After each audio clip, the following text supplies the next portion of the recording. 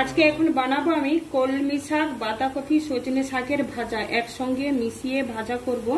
তো সজনে শাকটা আগে বেছে নিয়েছি, বাঁধাকপি হাফটা নিয়েছি, কলমি শাক 2 আঁটি নিয়েছি, ভালো করে বেছে কেটে ধুয়ে নিয়ে রান্নাটা করব।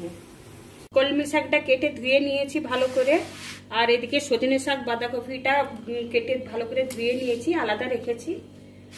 কড়াইও বসিয়ে দিয়েছি, তেলও দিয়ে দিয়েছি। এবার আমি শাকটা দিয়ে দিচ্ছি।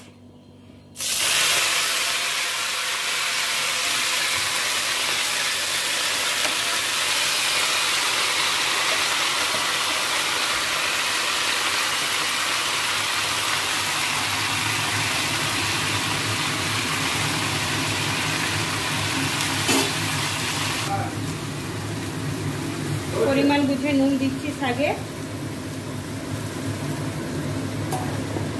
হলুদ,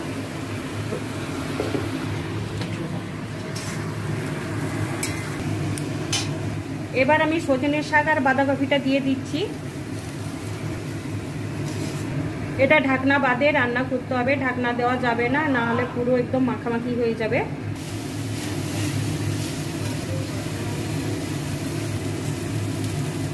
লঙ্কা নিয়ে নিয়েছি, 2টো লঙ্কা টুকরো টুকরো করে দিয়ে দেবো। পেঁয়াজ, জিরে,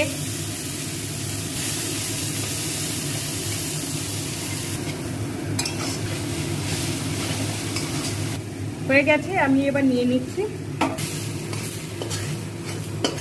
হয়ে গেছে আমার মিক্সড শাকের ভাজা, হয়ে গেছে। এবার গরম গরম ভাতে খেতে ভালো লাগে।